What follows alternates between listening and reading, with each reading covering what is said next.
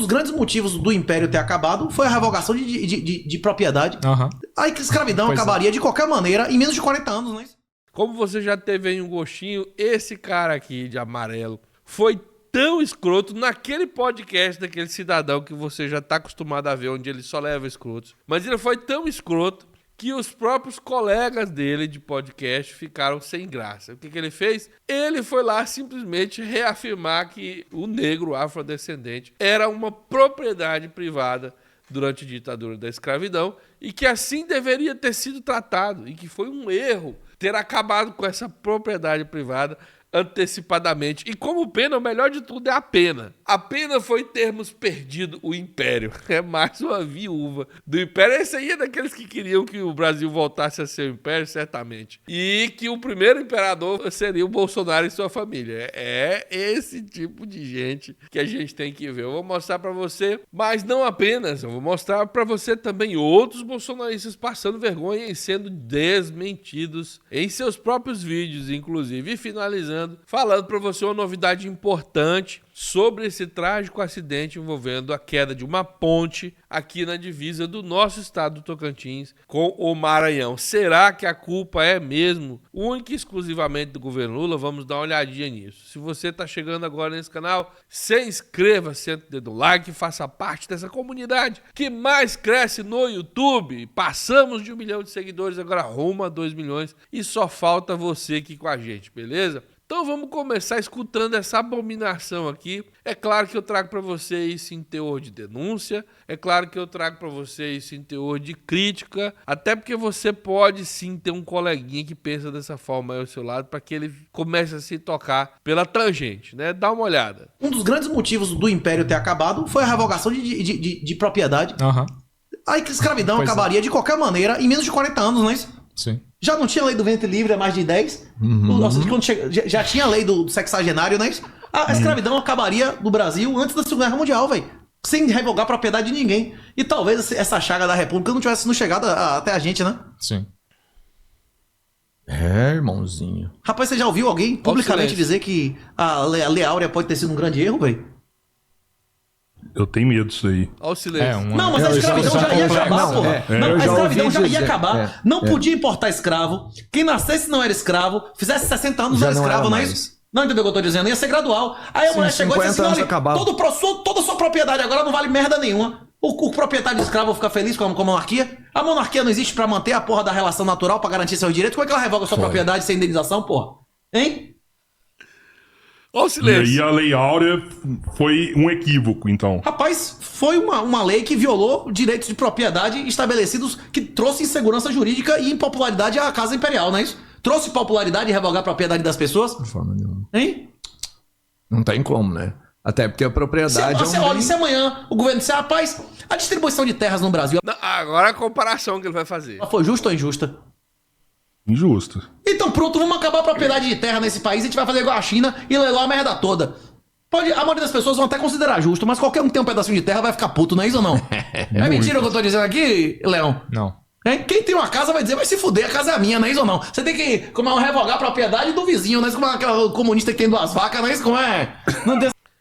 O cara já tem uma cara e um agir como de psicopata e é tratado como um gênio no podcast. Eu digo que a internet tem esses malefícios de trazer e dar espaços que são mais populares. Ah, você tá dando espaço para mim. Não, eu tô contraditando. Sempre explico para você essa diferença. Quem deu espaço foi um podcast que só ouviu. E apesar da perplexidade, não contraditou e até começaram a concordar mais para o final. Com esse absurdo. Então veja a comparação. A sua vida é como um pedaço de terra. Você é uma propriedade. E foi injusto com os escravos dos senhores do café terminar essa escravidão assim de forma tão abrupta e retirar deles essa propriedade.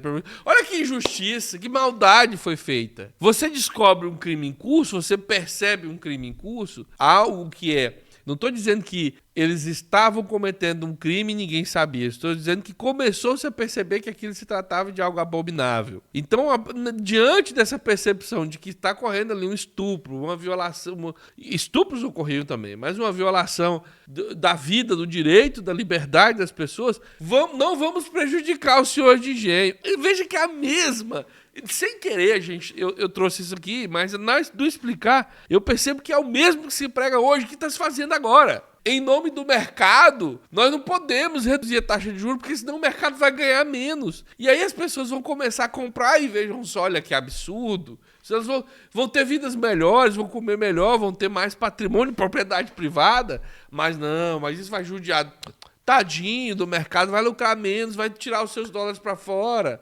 E aí o dólar vai subir o preço, a cotação vai ficar ruim. E aí os mesmos brasileiros que são prejudicados pelo mercado vão começar a defender o mercado, para que não leve o seu dinheirinho para fora. Veja só que é a mesma justificativa. E ele reitera várias vezes que o cidadão, a pessoa, o ser humano, é uma propriedade privada e assim deveria ter permanecido mesmo depois da percepção do grande erro criminoso, histórico. E não, o Brasil não foi um dos primeiros países a abolir a escravidão, foi uma vergonha internacional. Depois que tudo já tinha acabado por aí, o Brasil foi o último. E até hoje, né?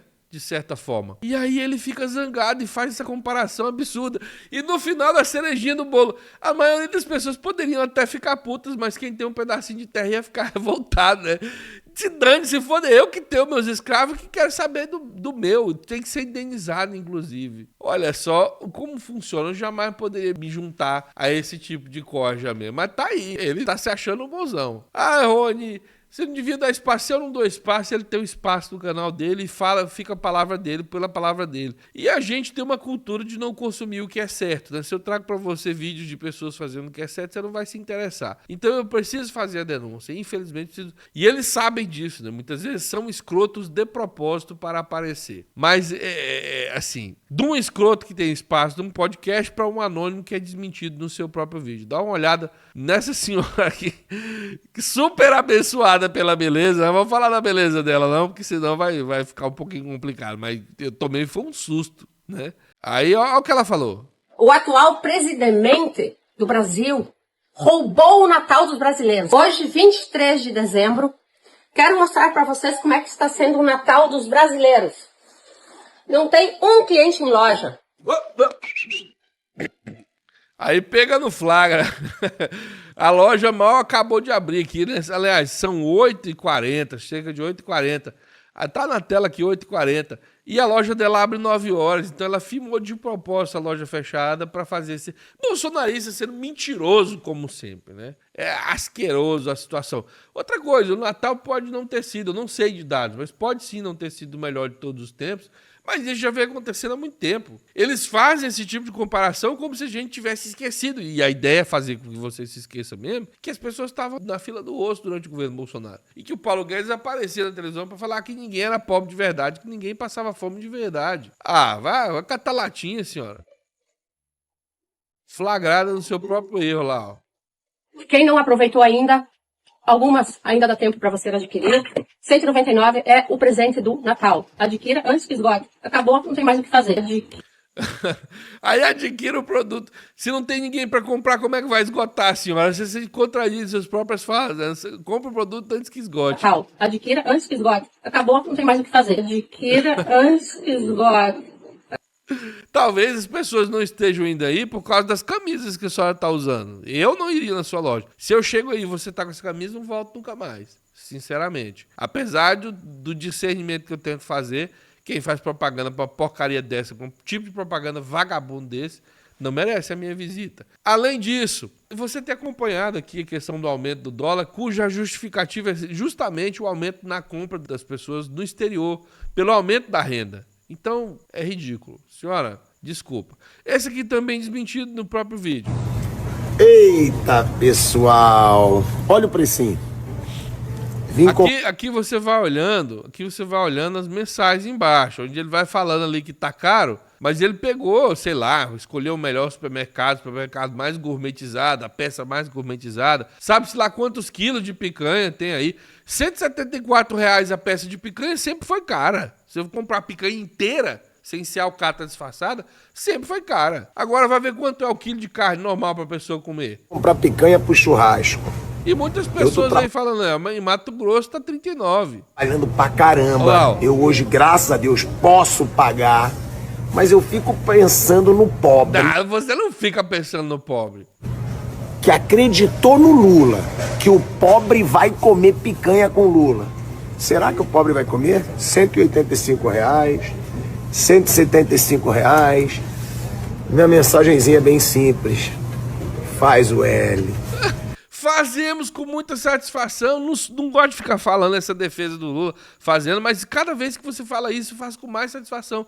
Esse povo, eles fingem que a gente é burro. Devem ser muito retardados pra pensar que a gente é burro assim. Porque, veja, durante o governo Bolsonaro, você nem conseguia comprar osso. Nem osso. As coisas melhoraram bastante. Mas são essas mesmas pessoas que estão por aí batendo panela e já começaram vários vídeos dizendo que não tá tendo mão de obra nesse país porque precisa diminuir o Bolsa Família. O povo tá vivendo bem com o Bolsa Família e aí não tá vindo trabalhar pra gente por menos que o salário mínimo em regime de escravidão. Esse governo tá gastando demais. Eles gravam vídeo reclamando que o povo tá vivendo uma vida boa com o Bolsa Família.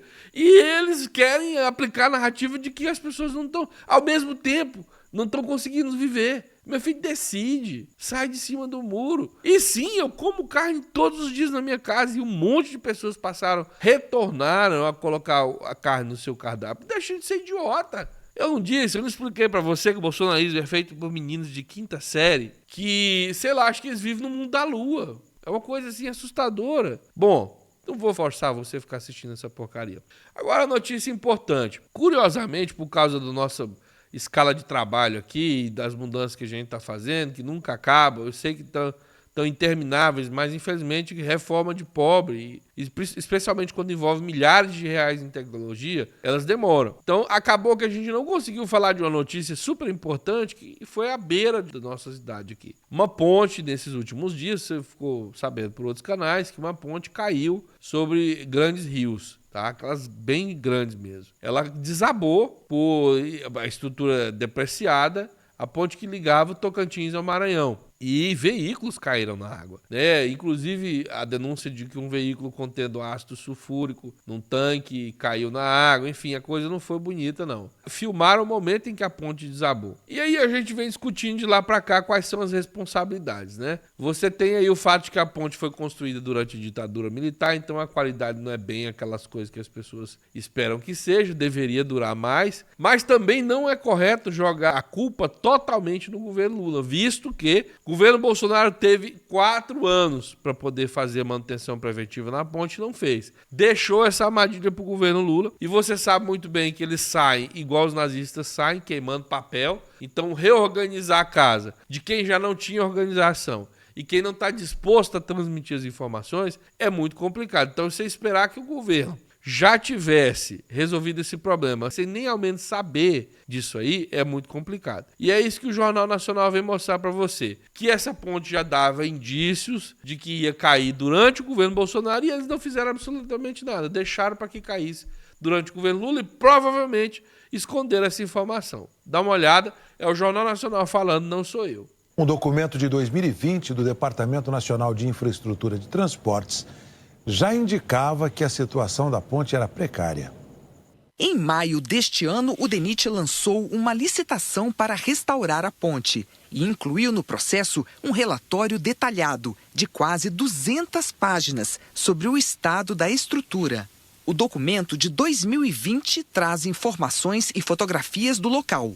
Os técnicos registraram... Olha, quem montou a licitação para resolver o problema foi o governo Lula. Agora existe a burocracia brasileira. Não permitiu que acontecesse. O governo Bolsonaro teve 4 anos para fazer isso. Os governos Temer e etc. tiveram anos para fazer isso. Fizeram o quê? Nada. Mostraram desgastes visuais da estrutura, várias fissuras no meio do vão principal da ponte e em outras partes. Além de falhas de concretagem, inclinação de pilar a olho nu, problemas no revestimento com armaduras expostas e corroídas e trechos com erosão. No edital de licitação, ao justificar a necessidade de restaurar a ponte, o DENIT reconheceu que as condições atuais da obra merecem atenção, pois verificam-se vibrações excessivas e desgaste visual de suas estruturas e do seu pavimento. O documento afirma ainda que uma inspeção do dia 20 de julho de 2020 constatou que a condição de estabilidade da ponte foi caracterizada como nível 2 sofrível e que a condição de conservação foi caracterizada como nível 1 precária. Esses são os piores níveis em uma escala do próprio DENIT para conservação. Não houve conservação da ponte. o gerenciamento de pontes sob sua responsabilidade. Numa escala de 1 a 5, o nível 1 indica grave insuficiência estrutural. A licitação do DENIT previa que a empresa contratada deveria ter ações amplas na infraestrutura. Mas no mês passado, o órgão informou que nenhuma empresa foi contratada, porque não foram preenchidos os requisitos necessários.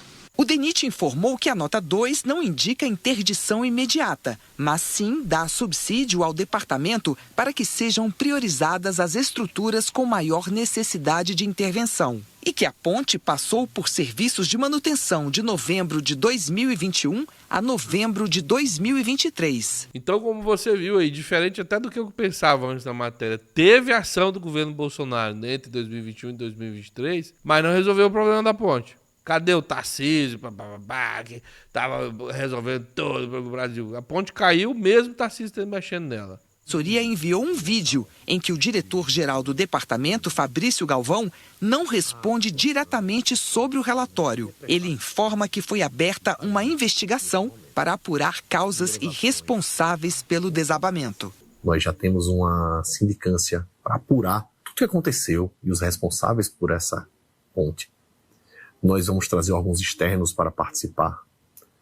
E nós já temos uma declaração de emergência que permite as primeiras ações e serviços a serem tomados. Este engenheiro especialista em gerenciamento de riscos e segurança afirma que houve erro de gestão.